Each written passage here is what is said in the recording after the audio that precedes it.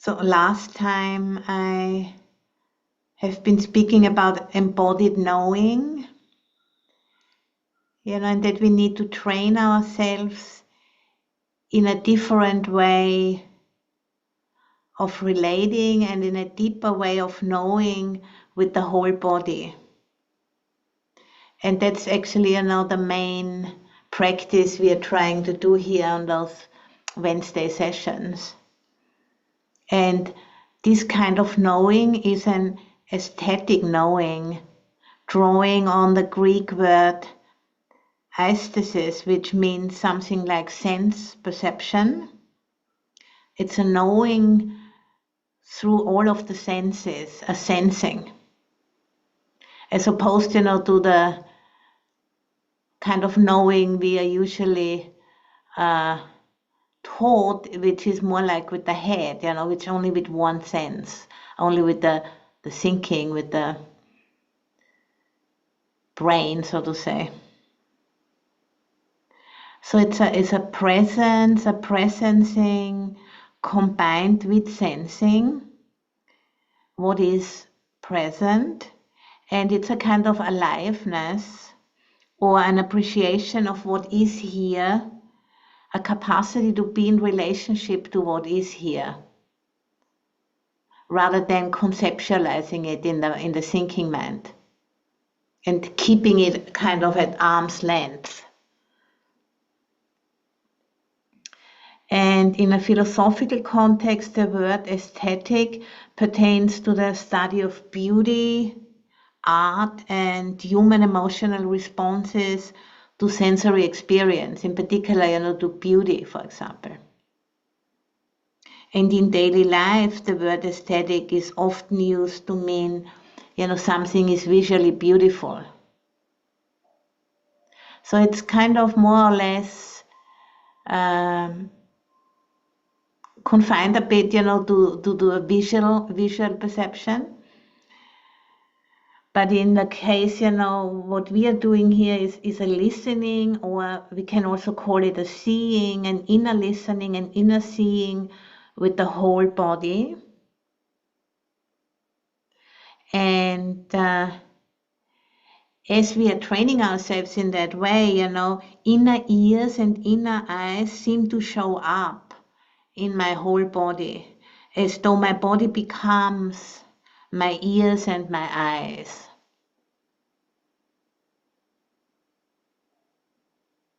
And then, because we are doing that in a sitting posture, at least, for now, it's kind of the whole form of the body is a receptor for knowing. Knowing in this very different way. It's a much fuller way of knowing, which is this, sensorial knowing. And this experience, they're also like as an aliveness. And then the experience is more or less, I'm hearing and seeing with every part of me. I'm more here and at the same time also more everywhere. It's it's an experience of falling away of perceived boundaries between me and my so-called quote unquote environment. And the word environment is a kind of a problematic word because it's a deeply human-centric perspective on experience.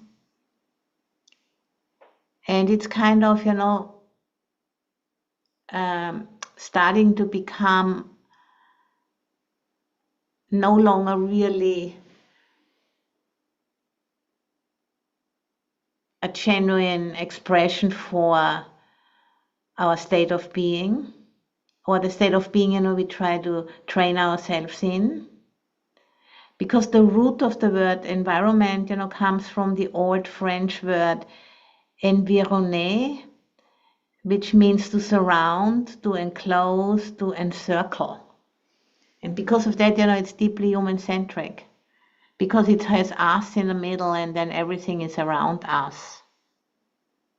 And, if we want to connect to a different and deeper knowing through a more authentic relationship with the biosphere and its self-regulating intelligence, we need to be willing to experiment with language.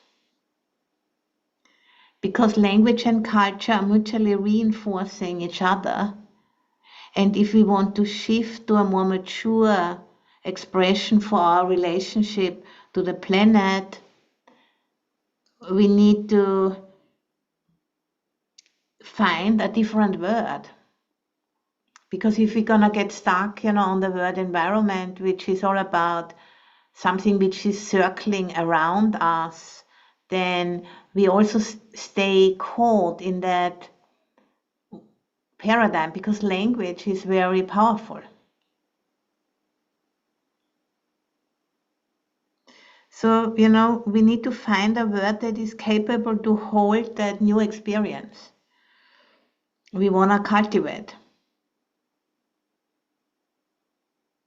And if we are not yet clear, what word that could be, we can simply sense, feel, lean into what is not yet manifest. We don't need to give it a word.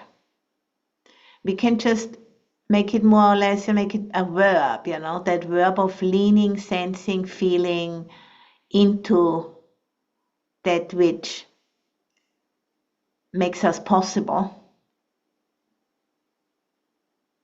And this,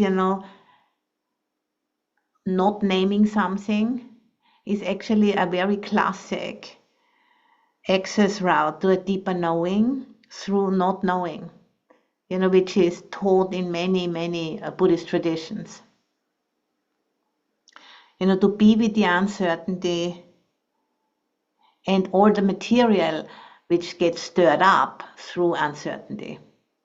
That's like the access route into a deeper knowing, by basically digesting, by metabolizing all that which gets stirred up. We slowly drop deeper, and then maybe, quite intuitively, quite spontaneously, maybe a word becomes available. A word, which is born out of experience rather than through just labeling, from the past.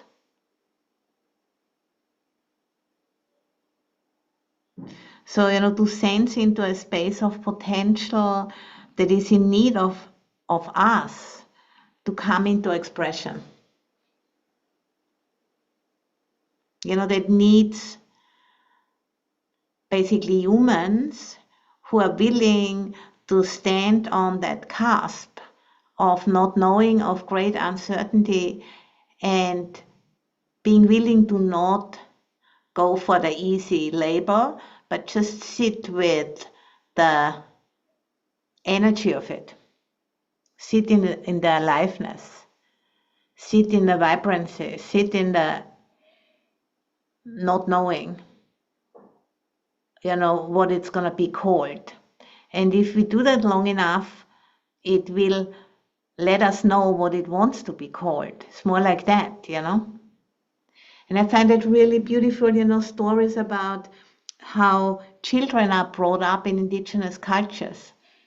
The elders, observe the child and see what the child wants to be. So different, from the systems here in the West. There's a very strong kind of system, and you're going to get squeezed into it. So, if it is true that I'm born for this moment, then what is mine to do? It's more that question, If it's true that I'm born for this moment because I'm here, then what is mine to do? And, the German-American action researcher Otto Scharmer from whom I have learned actually a lot already and keep on learning. And he names 4 partners available to help us explore this question, what is mine to do? The first is our relationship to Mother Nature. He calls it that. I would call it biosphere.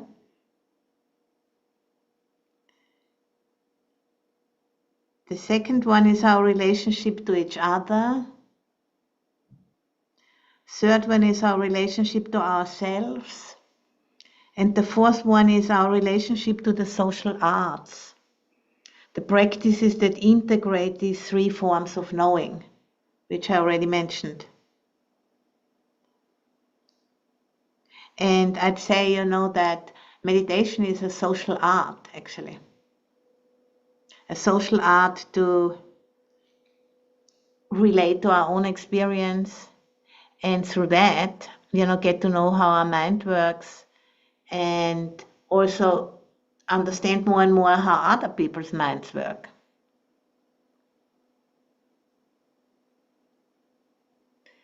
So let's shift now to a guided meditation, and finding a posture we can sustain for about 45 minutes or so.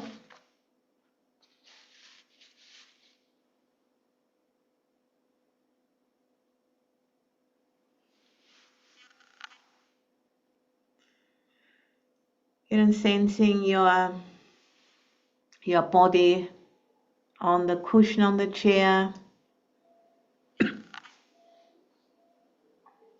the weight, the gravity which gently keeps us in place.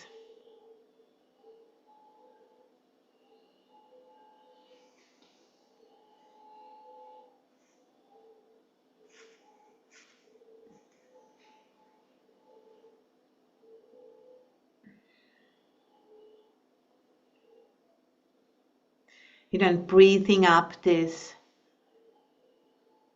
groundedness, the foundation on which we are sitting right now.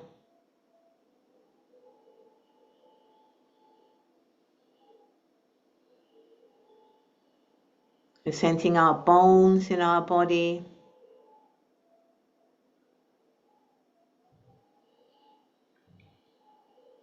The earth element, how it's attracted, by the earth element of the body of the earth.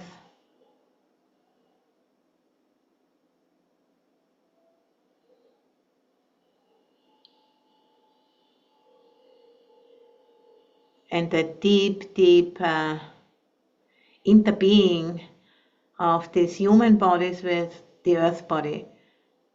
And we are inside of that earth body like cells inside of a vast being.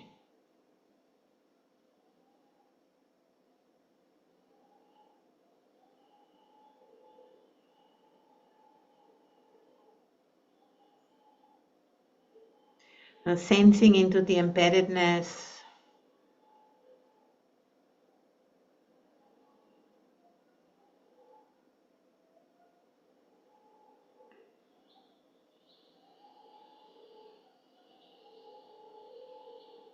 and that there is ultimately no boundaries between these individual human bodies and the body of the earth. And a constant exchange through eating, drinking, and breathing.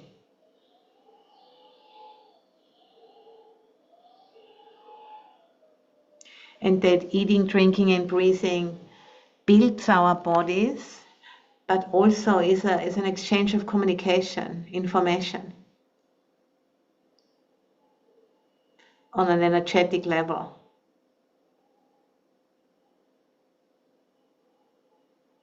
And a deep knowing which seems to emerge in more and more people, a deep knowing that there's a shift underway, a shift of our relationship to the body of the earth.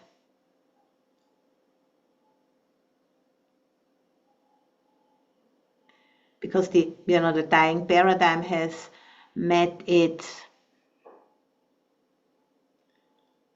had met the wall really because of the limitations of what the earth can carry. There is a feedback coming through now, which is, building up since quite a few decades, but it's becoming more powerful now.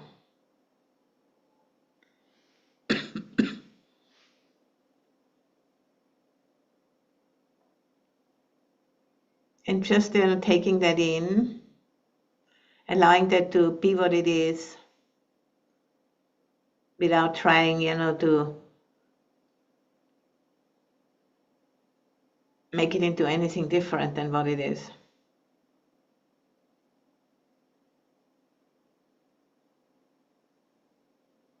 This is the planetary intelligence informing us.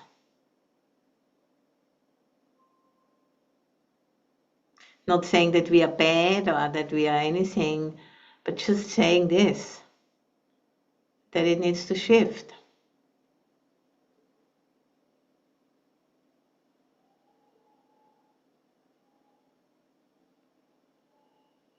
And that, worldviews, cultural paradigms are impermanent. And it's not the first time, that a worldview is crumbling.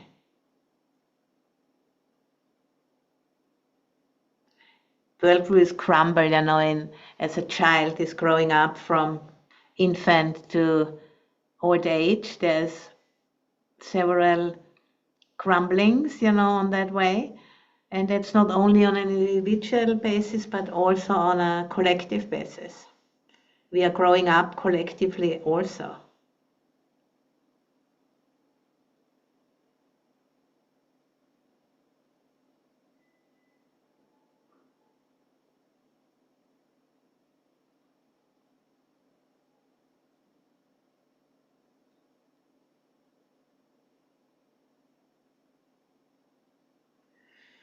And what once was like cutting edge technology or philosophy, or whatever you want to call it, becomes like, oh my God, how could we ever believe that? That the earth is in the center of the universe, or that the earth is flat, all of these things. Many people thought that was true, and then until they woke up from it and it was no longer true, and some people got burned on the stake and all kinds of things, because there was always like a struggle, because people don't want to change. And the Buddhist teaching is all about impermanence.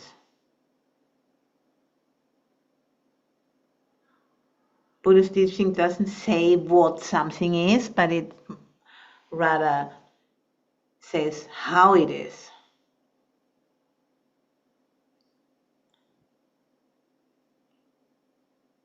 And how it changes.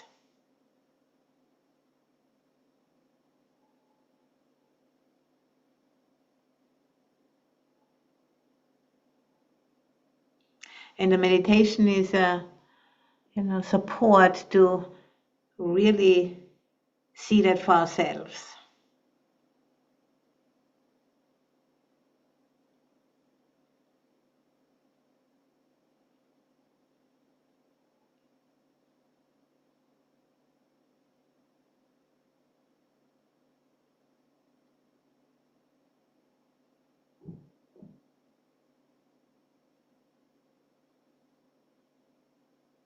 To really stand under it.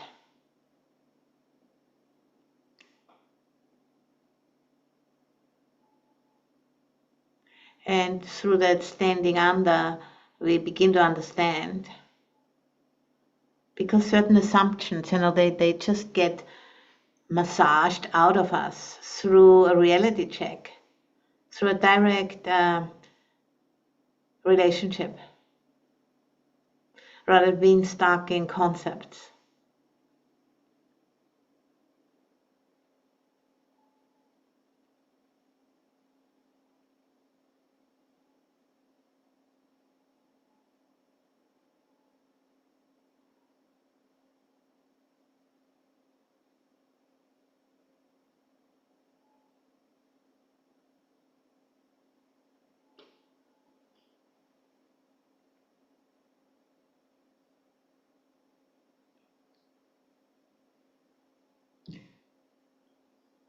at a time in history that there is this vast challenge of climate collapse, which demands a global response and requires a massive update of our human collaborative skills, which are not very impressive at this point. Lots of wars. That's what seems to happen, if there's a bottleneck situation, then people go to war.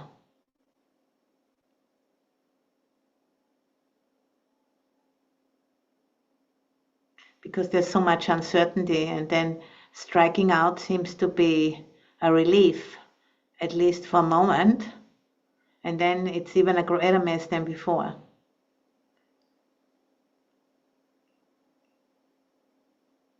And the president of the United States is a very good example, of an extremely immature approach. Just trying to blame somebody else for everything, rather than engaging and in a bigger context.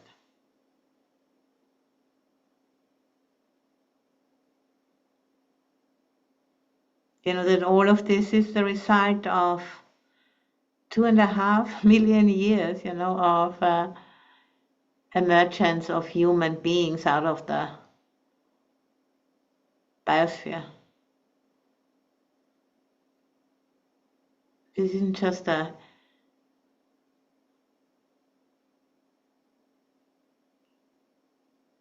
unconnected event.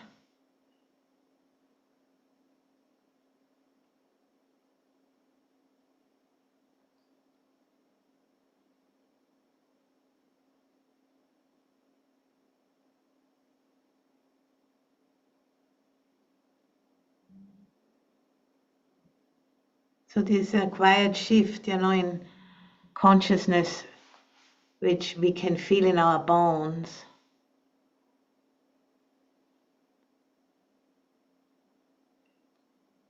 is here to guide us.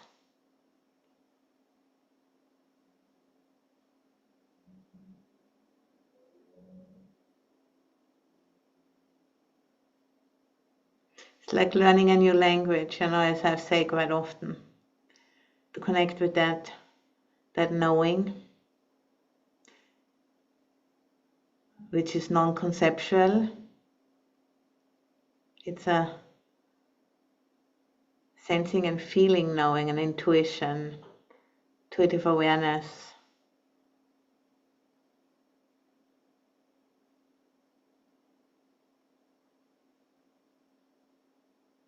And it requires a receptivity and an openness and a spaciousness and a willingness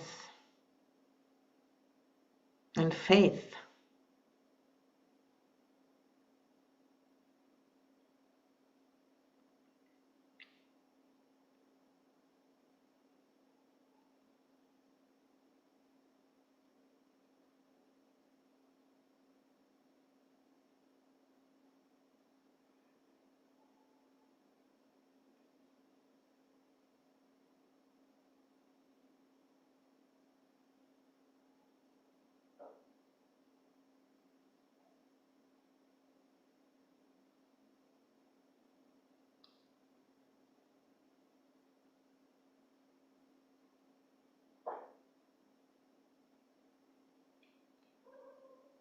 And that's, that kind of attending to the not knowing, that's also an indigenous technology. Many of the ceremonies are about that, or vision quests.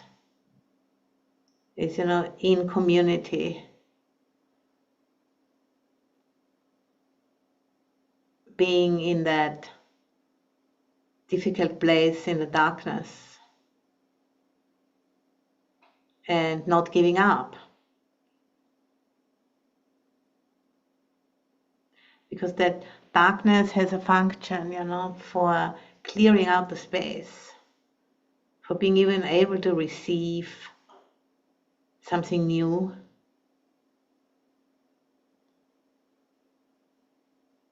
rather than being like a stuck record.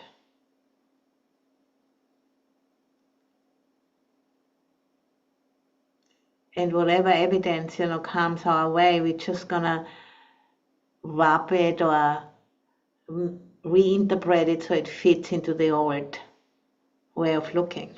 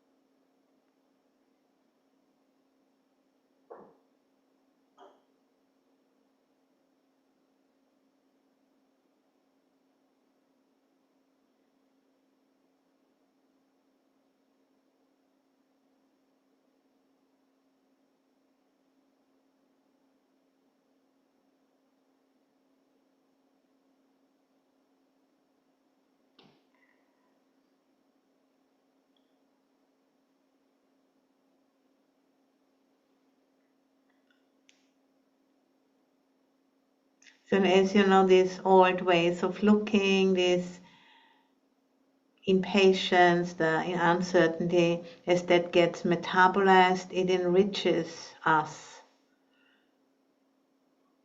for something new to emerge.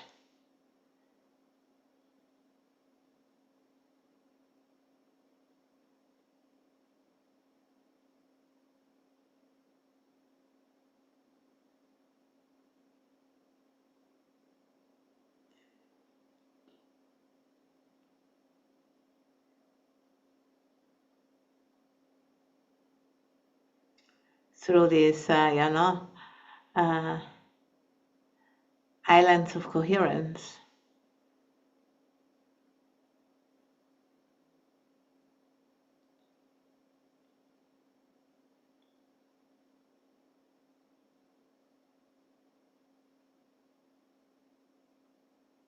They're like, a composting facility.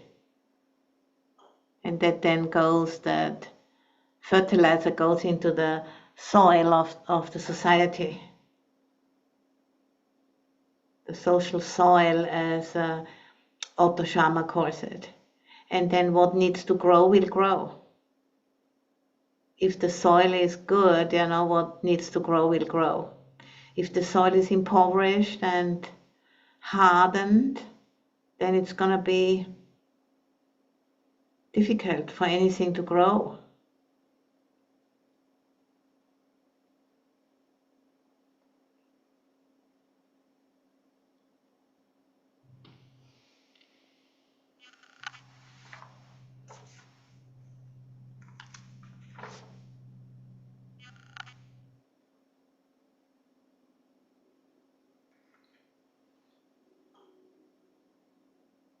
And the composting really happens by not pre-emptying anything,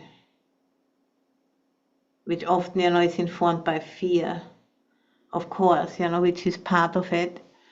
But we don't need to live in that fear. We can notice it, give it some space, give it kindness, give it our awareness, but we don't need to become it.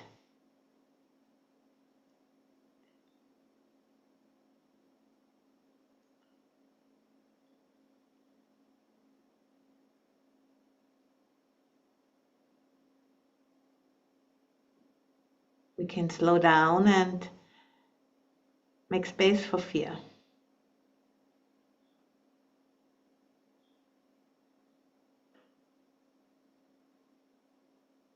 It's always part of transitions. Fear is always part of that.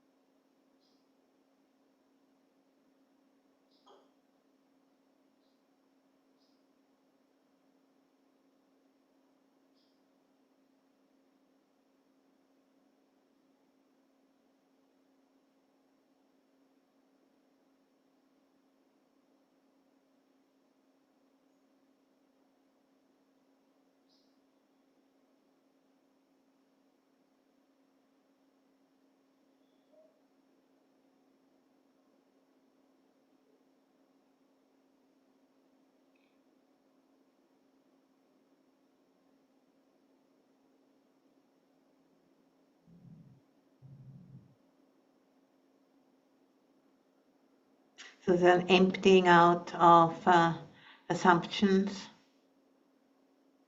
which is enriching the process, energizing it.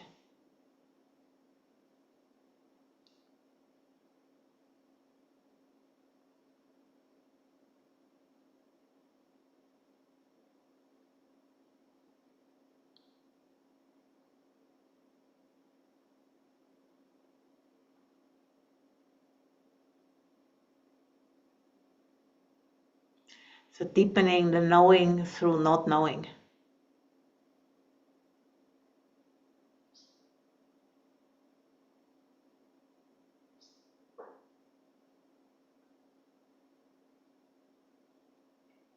And it sounds like a paradox, but actually if we investigate it, that makes a lot of sense.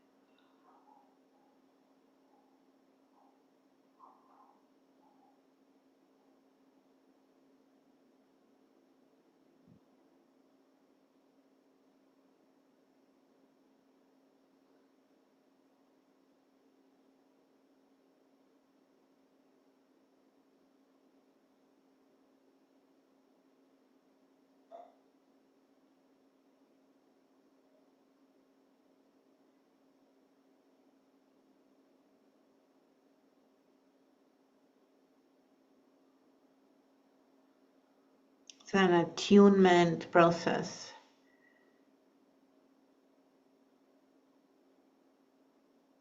Like almost like a co-regulation.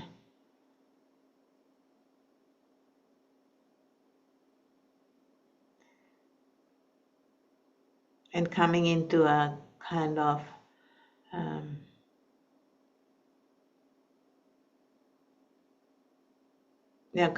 connecting really.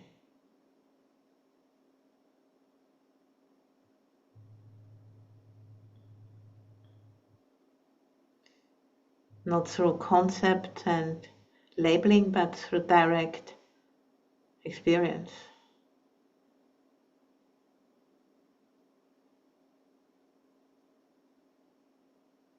Sometimes, that's called transmission.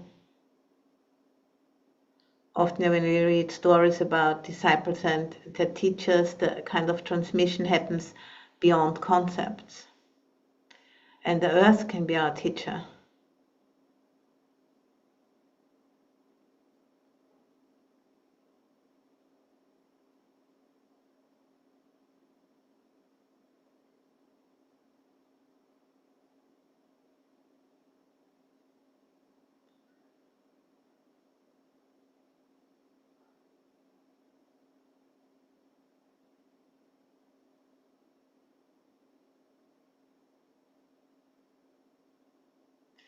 And then, by really consciously experiencing our participation,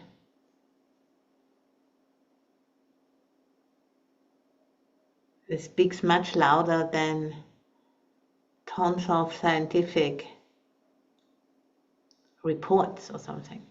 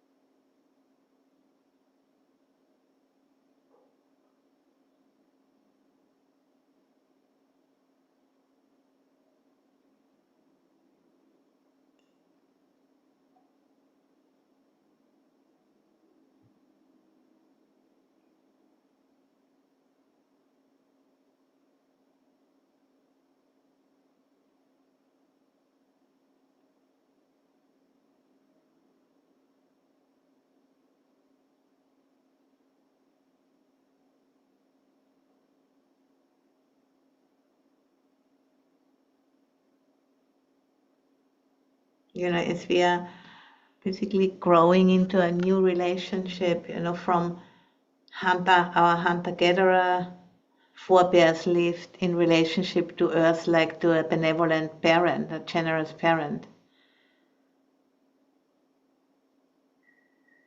And then, with agriculture, fear started to come in because we didn't know if the rain is going to come or if there's too much rain and all of those concerns. And then the relationship started to shift to supplicating a ancestor or supplicating a powerful being to protect us and make it happen, what we want.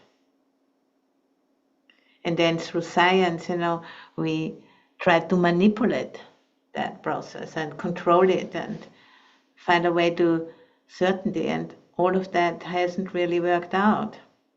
And now we are here at this cusp of realizing, hey, actually we are participants. We don't need to supplicate, a boss or please our parents, but we can just learn how to participate responsively. That's a different relationship again. Gets more and more mature as we are growing up as a species. And that's actually pretty exciting to consciously be on that cusp that it starts to become known and felt through the body and the heart and the whole being.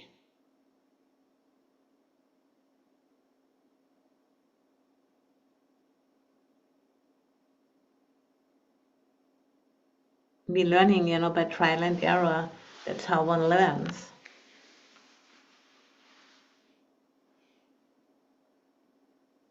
There's never been anyone learning differently than by making mistakes, getting caught learning. It's a great thing. Even it might not look very cool sometimes.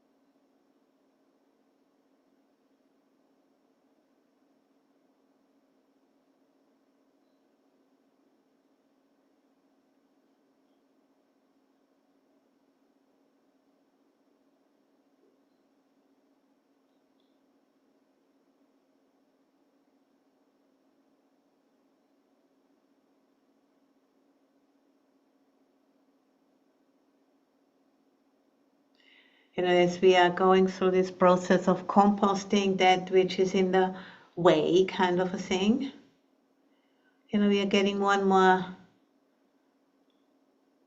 grounded in that new way of relationship.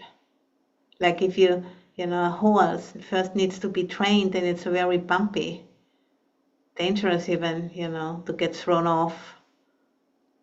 And then over time, as we develop the trust, it just starts to settle down.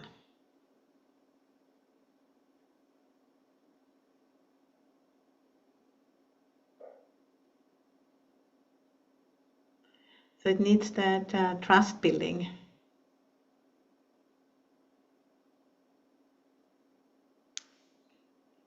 Patience.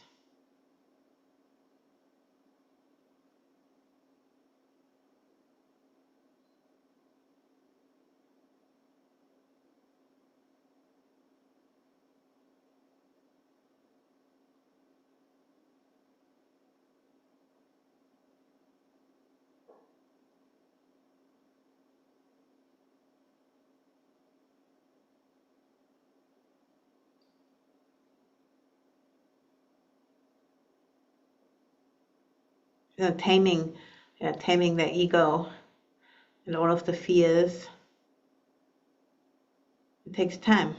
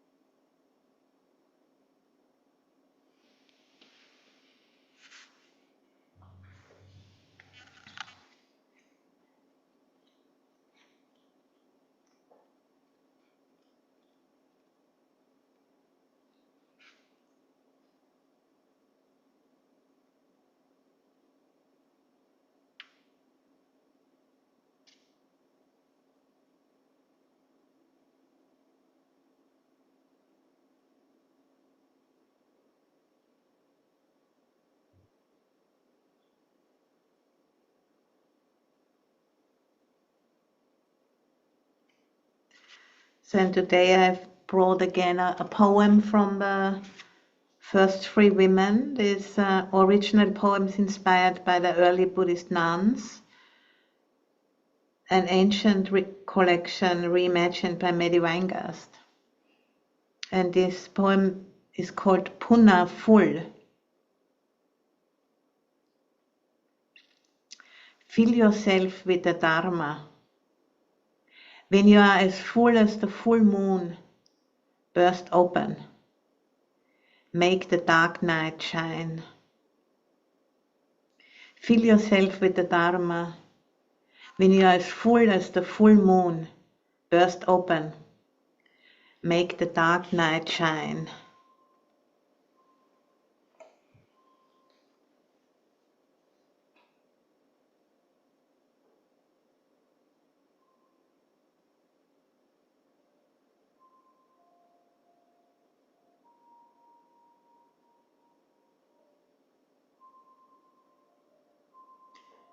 All energy which is available on this planet comes ultimately from the sun.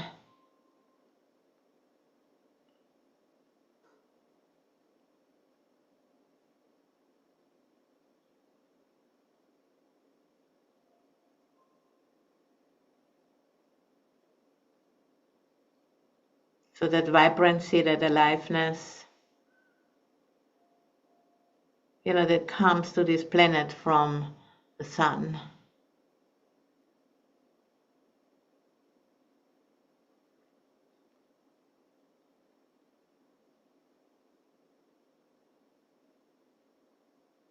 Which is a star, and it's all a mystery on a very profound level.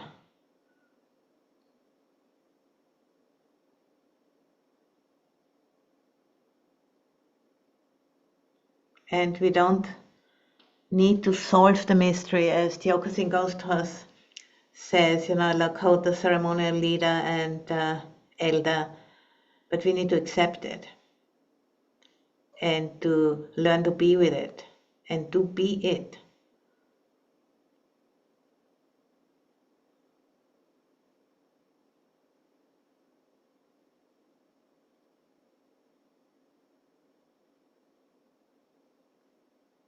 And not get sidetracked into all of those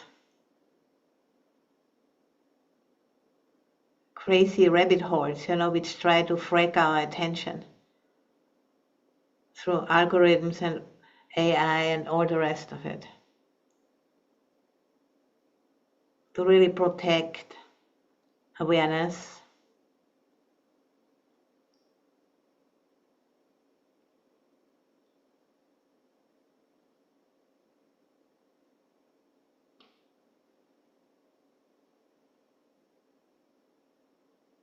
where do we invest this awareness?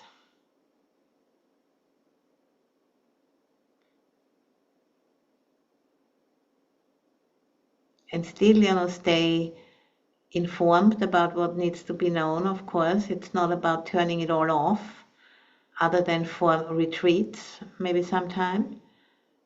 But to do that with a lot of deliberation and wisdom.